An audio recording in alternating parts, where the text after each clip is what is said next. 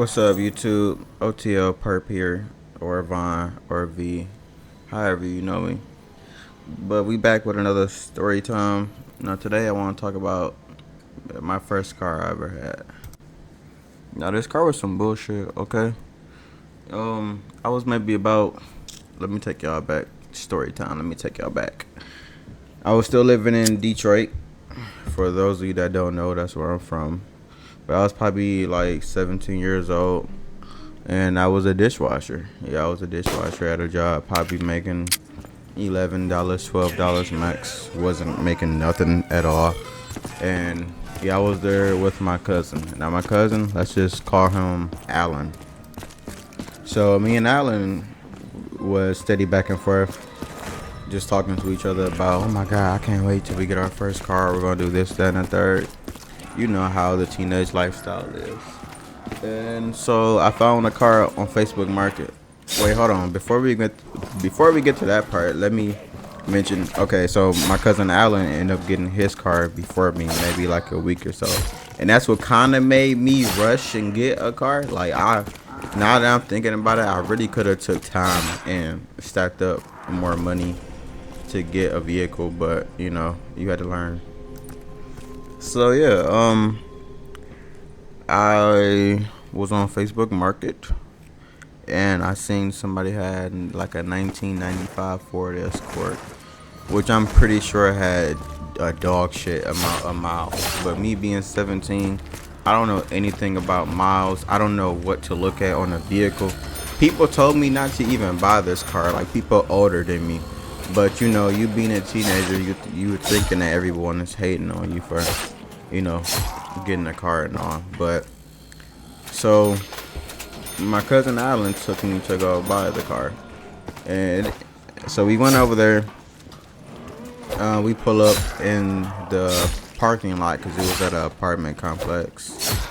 And red flag number one was the fact that I was buying a car on the west side on Southfield Road. That was red flag number one. Red flag number two was when we pulled up at the spot. Okay, now not only is it nighttime, but there are multiple people waiting on me for me to purchase the car. Now I get it, I understand it's nighttime and all, but 3 to 4 people. I mean, god damn, like, bro, y'all thought I was gonna steal a $500 car or something? But that's another story. So, I don't even think I looked at the car and checked it out.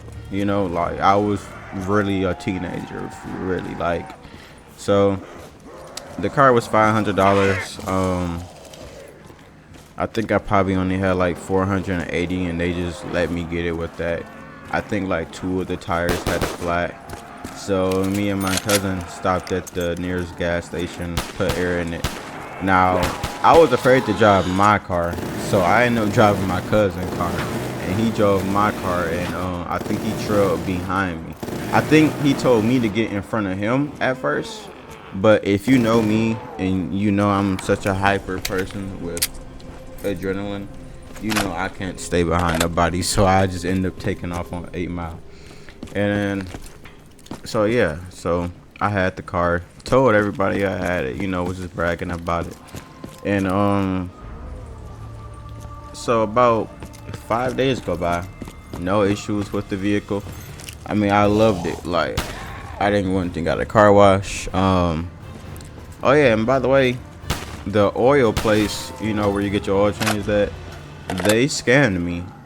They told me, well, honestly, I don't even think that they scammed me, because they told me I needed like basically whatever the highest, not oil, but it was like a clean, like almost like a flush.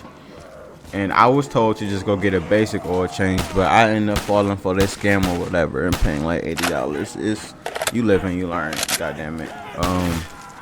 So yeah, I ended up doing that. End up vacuuming the car, bro. I was in love with this car. Like by day 3, like I was planning on decking out this car. Like, this car is older than me. I'm born in 2001.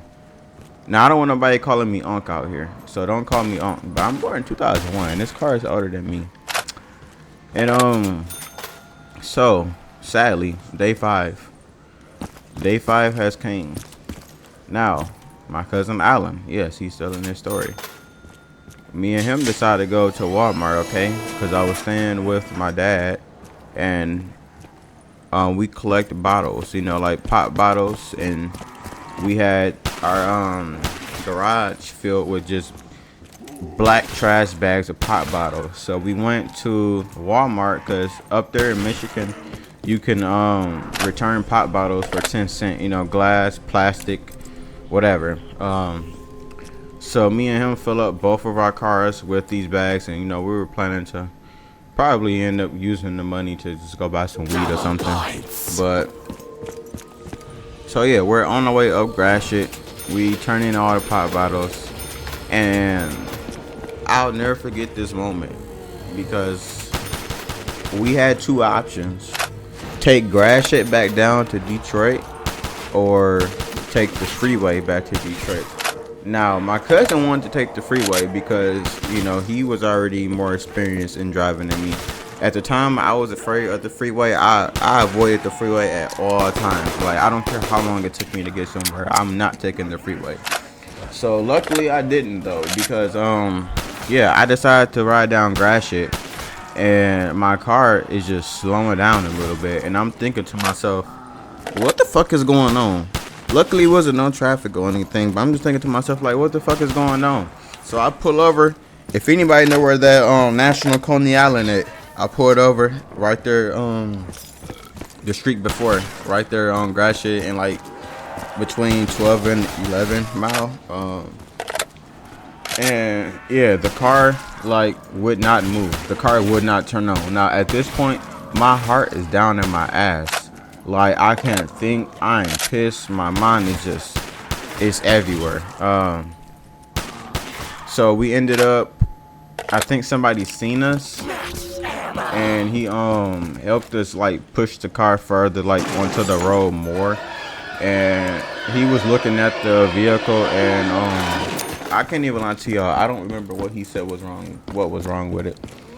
But we ended up leaving the vehicle, my car, I don't know why I'm saying the vehicle, my car in front of like somebody's house. And so I hop in my cousin Alan car.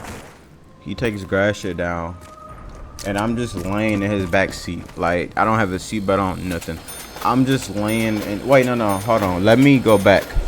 I was pissed because he had a Dodge Caliber, I think that's what the car is called. And I was just asking him, like, bro, just tie my car up to your car and take it back down to Detroit. Now at the time, I'm pissed because he's not doing it. But me looking back now that I'm older, it's a good thing he didn't do it, because his $800 piece of crap car probably would have broke down too, you know. But yeah, I just had to say that part. Now let's fast forward back. So we back. So we're in his car. I'm laying in the back seat, just hurt, and this idiot decides to stop on 8 Mile and Gratiot at Little Caesars and go get him a high and ready. And not only that, but he turns around and asks me, do I want a fucking slice of pizza? Bro, I don't want a fucking slice of pizza when my goddamn car just broke down. My goddamn stomach is in my ass right now. I don't have an appetite for nothing, bro. And I'm broke. I'm like dead broke, okay? I get paid max $12 an hour and get paid every 2 weeks. I used every goddamn dollar I had to buy this car. And you're asking me, do I want a fucking slice of pizza? Bro, I was... Okay, yeah. So, I told him, no, I don't want a fucking slice of pizza. So, we're just riding back down to my house, and... Oh, yeah, I forgot, my other cousin was there, too. Wow. My other cousin, let's just call him Steve. My other cousin was there, too, and we ended up dropping him off. I totally forgot he was there. But, yeah, so, Alan is riding down 8 Mile and Gratiot, getting ready to drop me off, and just smacking on pizza. Like, I'm over here pissed off, y'all. I'm pissed off because I want him to be pissed off too. Why are you just smacking on goddamn high and ready pizza and my car just broke down? Like, today is not meant for a day that you be eating this shit. So he dropped me off at home, and I walk inside, and everybody's asleep. So I'm just, I don't know what to think. But let me tell y'all, when I went to sleep, that was like the longest, I want to say longest, but it also felt like the shortest sleep ever too, because when I woke up the next day, or the next morning I should say, I didn't even want to wake up. I was thinking in my head like, that had to be a dream. It was no way I just lost this car. Like, I literally went in the kitchen and I looked out the window to see if my car was still there, because I didn't think that was real. And sure enough, that was real. I lost the car. So now, guess what I have to do to get to work? Oh yeah, wait, now that I'm thinking about it, I picked up a morning shift. Yes, I picked up a fucking morning shift to go to work. Usually I work nights. That was like 5 p.m. to close. But no, just on this particular day, I picked up a damn morning shift. So I had to get to work early as hell. And I'm looking in my coin jar. I had a mason jar that I just used as a penny bank at the time. And I have no silver change to catch the bus. I have no quarters, nickels, dimes. It's all pennies, because I literally used everything I had to go buy this damn vehicle. And it's all damn pennies. And I remember my dad calling me and asking me like, what happened to the car? He asked me something, and I ended up telling him like it broke down. And I remember him asking like, oh, how you finna get to work? And I'm like, I gotta take the damn bus. So I had to walk past my bus stop, walk to the gas station, give them pennies so I can get quarters to take the bus, because I was not finna stand right there on the bus making the driver count all of those pennies. You know what I'm saying? And yeah, so I had to do that, and I took the bus all the way to work. And man, picking up a morning shift was a no-go, because it's not like night shift to where you can just walk inside the restaurant and you can just sit down. No, like, I have to wait until the cooks are at the job, you know what I'm saying, because the doors are locked. So I'm just sitting outside, and luckily Starbucks is open. I think I got a chocolate brownie, and I just sat and I just ate that until I figured that the doors was open. Which I learned the hard way, because the whole time I could have went in there, but this was my first day on a morning shift, so I didn't know that you just had to go to the back door or not. I'm pissed. I was so pissed when I found that out. And yeah. So you're probably wondering, oh, what happened to the car? What happened? Well, what happened was, I think like the next day or so, me and my dad rolled past to see if the car was still right there. Luckily, it was still there. And then later on, once I came up with money to want to get the car towed back down home, we went back up there and the car wasn't there anymore. And long story short, you know, it got impounded, and yeah, the people reached out to me maybe like years later, like 3 years later. I had a court date for it.